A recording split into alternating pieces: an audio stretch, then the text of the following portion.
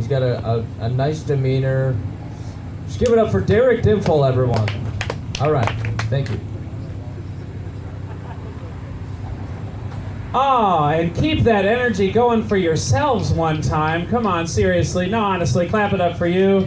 Yeah. I'm thrilled that you're here. This tree is directly... Okay, no, I've got the tree position. We could all make eye contact. Hell yeah, there we go. Cool. I just want to gauge the room real quick. It's like, do you guys sort of like my look and demeanor? Like, can I be real with you? Yeah, I could be real. Okay, hell yeah, Cubs, man. Yeah, I know this guy up top. I know this guy's telling me the truth because, like, for having supported a losing team for so long, you know, the guy's been through suffering. I could be real with you. Cool. Well, I have... Stop it. Okay, well, I have 2 love languages, physical touch and quality time. Touch me for a really long time, please, somebody. Don't have to, but okay, cool. See, that's why I fuck with Hollis. Every time I see him, he gives me a great big hug. You know, gives me a good hug. Yeah, I feel happier and relaxed on the inside. But let's keep this going. It does not make sense that I'm very autistic, and my favorite kind of porn has lots of eye contact.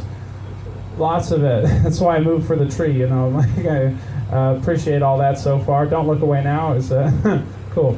I did turn off private browsing about a year ago while I was looking for porn. Gotta say, I recommend it. I mean, I've been beaten off more than half my life. It was just time to relax and enjoy myself about it, you know? Like, I don't care if the Fed knows what kind of normcore shit I'm into. Eye contact? Really? Seriously? It's okay. All right, well, I'll talk about something else since...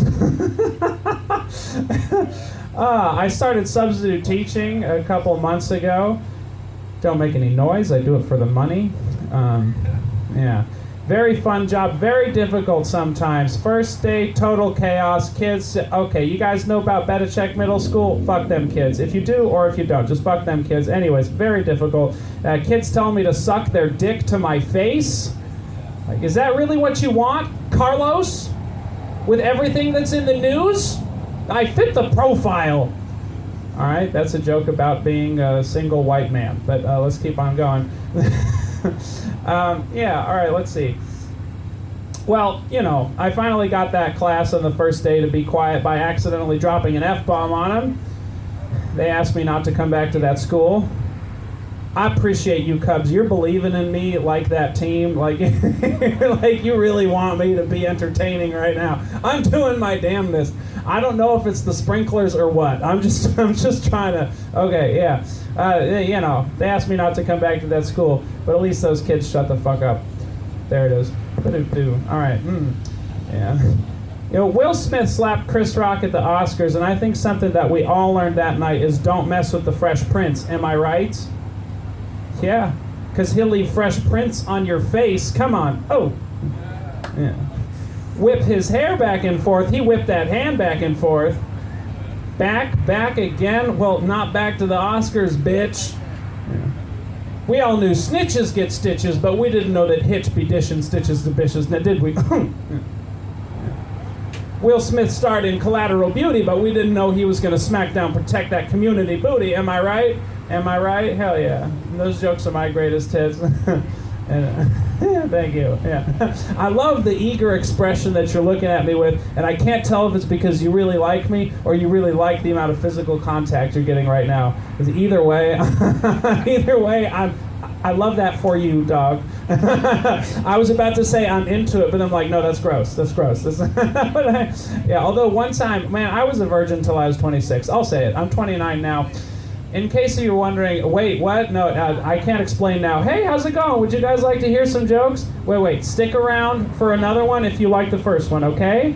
All right, so all right, I think that we should rebrand explosive diarrhea on the roadway as asphalt. What do you think? Yeah, it's not bad. Those guys weren't worth it, though. I'm sorry. I betrayed our love. You know, I was like, more people! No, all I need is you 5 right there, and Hollis and his lady. And Riley. This is all I need to be happy right now. Yeah, and so I was 26 when I got laid. 29 now. And in case you're wondering if it's been a nonstop fuck fest since then, it has not. But that's just sort of the truth about me. That's fine. They say that school gets you prepared for things later in life, but they don't tell you just how early they get started. Take the alphabet, for instance. H-I-J-K, alimony, P, oh my God. Yeah, thank you. I don't think any of us are divorced enough to laugh very loud at that. You know, it's like, yeah, but once we get the pain, you know, yeah, I'll give that joke 12 years, and then my audiences will be like really rolling on the floor from it. Yeah, okay, cool. Incontinence, yeah, that's what geography teachers do. They shit incontinence. That's right. Silly. There you go. Kim Jong-un has been telling the people of North Korea for decades that he can't poop. I think he's full of shit. How about you? Yeah, looked like a balloon, that guy. Okay. All right. So we talked about Will Smith, Chris Rock. You guys like PB&J? Yeah, PB&J is my fucking favorite, man. That's 3 letters for a Saturday night. For me, pizza, beer, and jerking off. God bless you for listening to that. I guess it's that's all I can say. Well, there is a particular reason why I make this motion, but I won't tell you about it right now. No, it's just funnier that way. Just like my face. My face is, well, you know, I always thought that I was ugly growing up because my sisters, well, see, here's the thing. I grew up with 2 brothers, but now I have 2 transistors enough to make a radio. I get it, it's cute, but they really are both trans, my sisters, and it makes so much more sense now because their insults were always underhanded. And like they always, you know, they always do shit with my mind. You know, it was never physical bullying. It was always emotionally crippling. You know, that kind of stuff. And it's like just like a.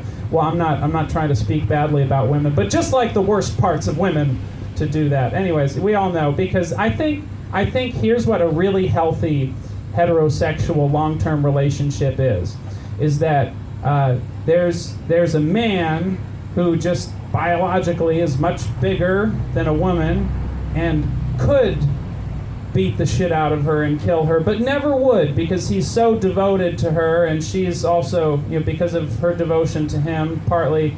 And then there's a woman who is much cleverer and more sophisticated and could drive this man nuts and drive him to the point of wanting to beat the shit out of her, but she never would. Because they're just devoted to each other, right? It's like and I think that's probably what makes the sex so good too. Is there's just all this dramatic tension going on. Like we could choose to kill each other, but instead we're just horny and fucking like rabbits. I don't know how relationships work. I've had one girlfriend. Fuck me. Okay. Yeah, that was not so much comedy as philosophy. I'm sorry. Here's another. Okay, here's a little one-liner to get to rev us back up. You guys have many Asian friends? Yeah? I got a few, but we'll see if this makes sense to you then. Because I've heard it's Thailand that's known for its ladyboys, but Vietnam is known for its trans. Ellie Tran, Natalie Tran, Chris Tran. Yeah, there are a lot of trans over there. There's just a ton of them. Gotcha, hell yeah. But you know those Vietnamese, they always win in the end. Okay. All right, that's a multi-ethnic joke. My name is Derek. Not that it's very important. I have, I do have these, I do have these sisters. I'm not exactly sure how to talk about them because I'm very hurt still. But they're, we don't talk. It's more that they don't talk to me. Like I would still send them like happy birthday and Merry Christmas emails, but then just after like year 5, I'm like, fuck it. I haven't gotten a reply in this amount of time. I'll just keep the door open. Like you can walk into my office if you want, but otherwise I'm not gonna make any effort. Okay, more personal shit. Here we go. Y'all get along with your families? Yeah? Yeah, heck yeah. You have a good relationship with your family and a good relationship with this man. Hell yeah. This is oh, right. That's what I was going to talk about a moment ago. Yeah, PDA. But I love it personally. But, I also realized, so, like, there was this one time when I was in college. The whole reason why I told you I was a virgin until I was 26 is there was this one time I was in college, and after this party that my neighbors had thrown, there were some people, like there were a couple of hot people making out in the driveway next to my room, and like I could see through the window, and it's like, I don't want to look, but it's also like really sexy, but it's also making me feel alone, and like I kind of want to look, but I don't want to look. I also want to ask him to stop, and it was an uncomfortable experience. But yeah, I actually I wound up going out of my house and asking them if they could go go inside somewhere. That was rude of me, but still also crushing loneliness. Everyone should think about, honestly, I think that the government should start a fund to buy incels prostitutes.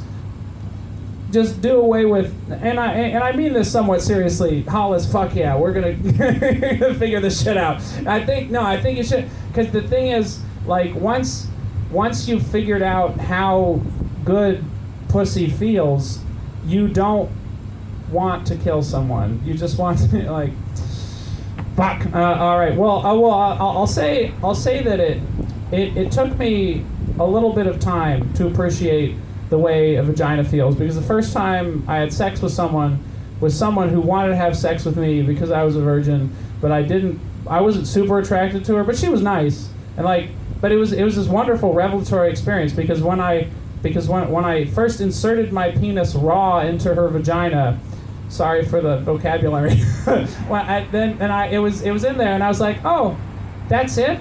Like, this doesn't necessarily feel amazing all the time. And so we fucked for a long time, and I was also scared. My penis gets very scared. My penis is scared of what, I don't know if my penis thinks it's going to get bitten off by an aggressive vagina or what, but honestly, like, I might be the only man who requires foreplay. Seriously, like, one time, the first time I ever, like, really got into it with a woman, it's okay, we can stay in that moment. Require foreplay. You were smiling. I want you to smile.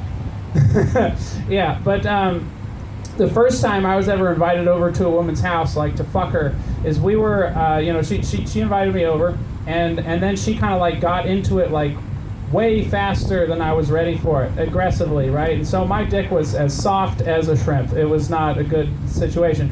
But then, and so then I'm like, oh, what do I do? And she doesn't know that I've never been with someone before. So I just kind of, like, started kissing her boobs, and then I started eating her pussy and, like, playing around with my hands. And so doing the two hands and the mouth thing on the vagina, and she was having a good time. And I'm not trying to talk myself up here. It's just that's what it was. I'd read a lot about manual and oral stimulation. That's what I did in some of my spare time. I wanted to be ready for the moment. I'm a nerd. It's fine, but we did it. And so she was having a good day. She came a lot. And fellas, just in case you're not sure, I mean the lady's gone. So like the way that you know that a woman's comes is if she has regular vaginal contractions, about 1 second apart, and there are a bunch of them. It's a little pussy quake. Yeah, so yeah, there it is. Anyways, but yeah, so I knew that she had about 4 or 5 orgasms, and then she just kind of yawned and turned over, and she's like, I had no idea it could be so good like that, and then she just fell asleep. And I was, like, poking her shoulder. I was like, but wait, what about me? Like, whereas the proper male response in that situation probably would have been more like to get up right behind her and, like, start feeling her tit and, like, oh, well, aren't you gonna suck my dick or something? I don't know. That's probably better, because then you have a higher chance of getting your dick sucked. I don't know. I don't really know. I don't know how to negotiate or bargain in those situations. I am afraid of my mom still, and I think I'm just afraid of all women. It's just it's a problem. But here we go. I was just gonna, why not? Why not another sex story? The first time I ever nutted with a woman was I met a very nice Czech girl in Dublin, Ireland, and we had a wonderful day. And I got us a room in a hostel that night, like a private room. And so then we went back there, and we were kind of getting into it. And she was very nice. And I think the reason why she had decided to fuck me partially was that I had told her that all of the women I had been with, I had either not come with, or or I did, like, oral sex and then they didn't reciprocate. That's bad. I don't like that feeling. And so she was very nice, And so we started getting into it. And again, I'm not bragging. We were fucking for a good long time. I think I wasn't coming partly because I'm scared, but then also my brain, I think, was saying, it's like, dude, you're doing this, and we're going to make up for some lost time. You're going to fuck for a few hours, because that's got to be, like, at least like 50 other times of fucking, right? Like you're just gonna get a bunch in, right? You know, it's like if the average guy comes in 3 minutes and you go for 2 hours, well, fuck yeah, dog, you just had 40 times. You know, it's like that makes up for years. Maybe it does. I don't know. I don't know how much you guys fuck. I hope it's a lot. I don't know, but we'll find out. Well, I mean, we might not. We probably will never see each other again. I hope, you know, maybe one day. But anyways. So we're fucking for a good long time, and actually it was about 2.5 hours in that she started to say like, oh, I'm starting to get a little bit exhausted. I'm getting tired, you know, and she's like, and so like, let's finish you off before I fall asleep. And I said, that is so sweet that you would give me that kind of, yes, that you would give me that kind of advanced warning, you know, and so then she got like on top of me, and she like all the spit in her hand, right, and she's jerking me off, looking at me, I was like, yeah, and I'm like, oh, and I get close, and then up, poof, and it got in both of our hair. I came so hard, it got in both of our hair.